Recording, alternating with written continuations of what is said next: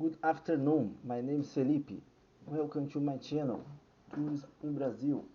I'd like to invite you to subscribe. Follow me on Twitter, Instagram and the Facebook. Don't forget, start the notifications. Leave a like. Share this video with your friends. Be pleased to leave a commentary. Make your question. Thank you very much.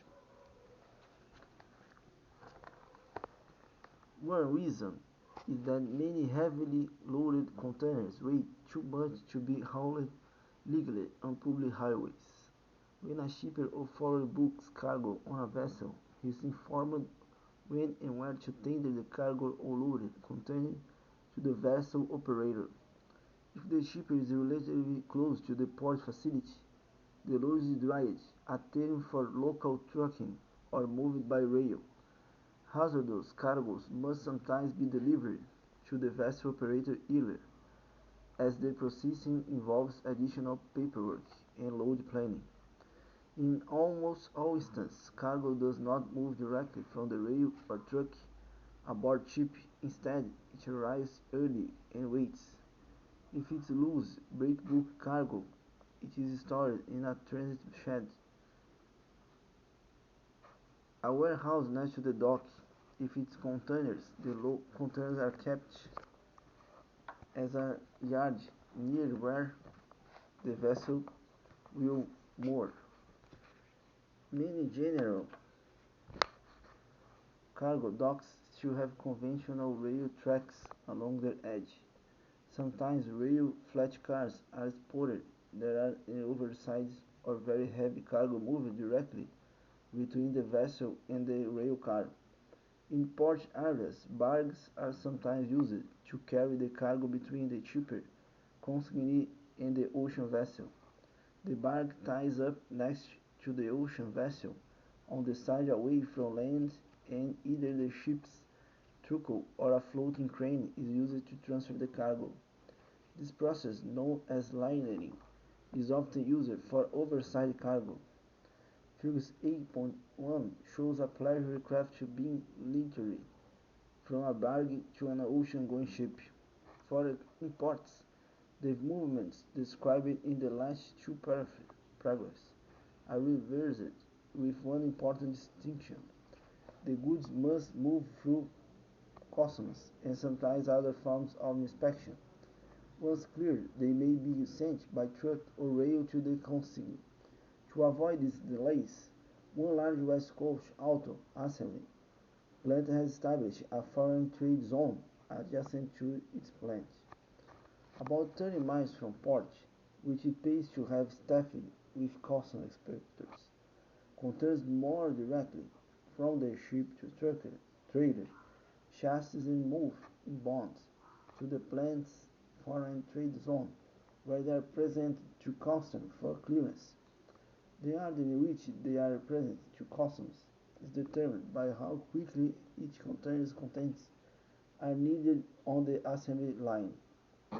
Intermodalism. Intermodal means the use of two or more modes to handle shipment. To some, the term is nearly synonymous with containerization. The containerization holding the cargo is exchanged between modes. For international movements, intermodal transportation is the carriage of goods by more than one mode of transportation under true bill of lading. From the cheapest standpoint, an additional advantage of containerization, made possible by the fact that cargo is loaded in boxes, is that containers need not to be loaded within the port area. Indeed, they can be loaded anywhere reachable by truck or rail. This proves to be even more momentous to shippers than the efficient containerization enabled in terms of working the vessel. Cargo can be loaded in Cleveland in a 40-feet container, trucked to a railroad ramp, big bucket on a flat car to Baltimore, dry to an awaiting container or roll ship in the port of Baltimore, carried by vessel to Rotterdam, moved by truck to a ferry, carried across the English Canal up to Dublin, when finally dried to a consignee doors in Ireland. All this is done without the cargo within the container being loaded or landable. As can be seen from this example, a number of different carriers are involved in a single intermodal move. Food transportation arrangements involve a single intermodal bill of lading, and both the shipper can consign a relief from the burden of making the various interconnected arrangements that would otherwise be necessary. The advantages to this kind of transportation to the user are obvious. Simplicity reduces damage because of fewer handlings, and greatly reduces pilferage owing to reduced exposure of membership. Intermodal equipment. We can look at intermodal transportation in a number of ways. One is by type of equipment, containers, vehicles, or different modes for carrying them. The equipment used to transfer them between modes. Surface containers that can move by sea, rail, or truck are 8 feet wide, 8.5 feet high, and 10, 20, 28, 35, 40, 48, or 53 feet long. For a time, it appeared that containers would become higher, 9.5 feet, which vessel operators would refer because a container ship could be loaded or unloaded in fewer moves. However, with the advent of double-stack container trains in the mid-1980s, the 8.5 feet high limit became necessary because railroad tunnels could not accommodate double-stacked trains carrying higher containers. The truck trailer or permanent wheels can also be considered as a form of container. Air cargo containers have different shapes, and they are designed after taking into account the plane's curved interior contours. Most air cargo containers are interchangeable between several types of aircraft. There are about 20 different sizes of air cargo containers and pallets.